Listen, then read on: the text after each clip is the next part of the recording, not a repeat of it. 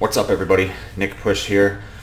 Well, guys, we are getting closer and closer to Halloween Kills trailer time. Some might say it's coming this week. We shall see. But before we get into that and talk videos about that, I wanted to make a separate video on a question that recently came up as I was watching an interview with a Halloween 5 alum.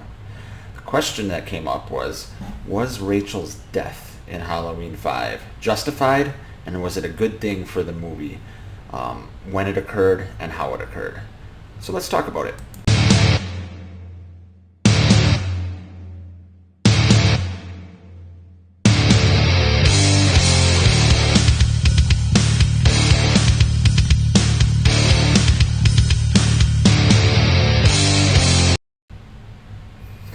Okay, guys, so I was watching an interview on another YouTube channel.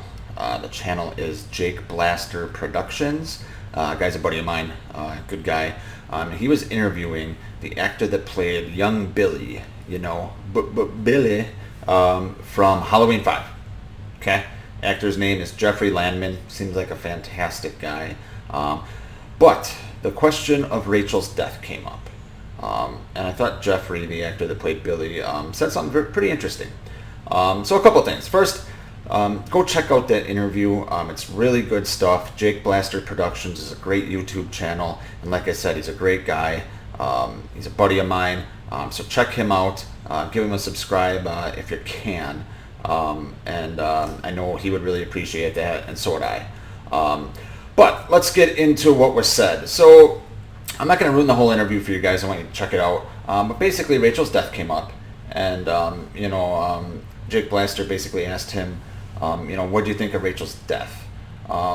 And Jeffrey's response surprised me a little bit. I thought, I thought it would be kind of the typical response, it shouldn't have happened. It's disrespectful to the character. All that stuff that I've said a million times, that we've all heard a million times. But he basically said that he thought it was a good thing because it was before Scream, so it wasn't copying that. And what it did this time was it didn't put Jamie and Rachel together. It put Jamie on her own this year.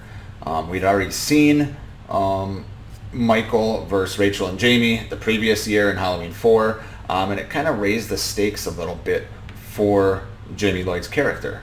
And I thought that was really interesting. So the question I want to ask, and I don't have any notes on this, I'm just kind of thinking out loud here and speaking, so I apologize if there's any rambling, but I just wanted to do this fresh and real. So the question is Jeffrey correct? Was Rachel's death justified when and how it happened? I would have said no. No, it's not. No, it's not justified. No, he's not correct. But I started thinking about it, and maybe he is right, half right. The way she died bothers me. I get it. Mustafa Akkad said he wanted shock value. Nobody thought she was going to die there, but it was just fucking stupid the way they did it. Michael ducked under the closet. He could have killed her, but then he walked to the other room, and then she picks up the picture that's cracked, and then Michael comes and stabs her in the shoulder here. As we all know, the original death scene called for him to put scissors down her fucking throat, and Ellie Cornell said no. Thank God. Maybe. But anyway, where I'm going with this is that was a dumb fucking way for shock value. It was dumb. And Jake Blaster on his channel said, what I think we've all heard a time or two. But he said it to Jeffrey that, Rachel should have had Tina's death, where she sacrificed herself to save Jamie. And I agree with him. I have no problem with Rachel dying at all. But the way she died for a beloved character was dumb. And Jamie got a reaction to seeing Rachel's body in the Myers house attic, right before Michael starts crying. But there was no satisfying weight to Jamie seeing Rachel's body. There just wasn't. There would have been satisfying emotional weight to her jumping in front of Michael's knife like Tina. The other question I'm just, thinking about is, is Jeffrey right that, the story needed to have Jamie on her own versus Michael, or sort of on her own. Tina kind of took up that role. She had Billy, she had Loomis a little bit, kind of. She had that cop up there. But basically it was Jamie on her own this time versus Michael. And I never really thought about it that way before, and I think Jeffrey makes a very good point. So, like I said, we've seen Jamie and Rachel versus Myers.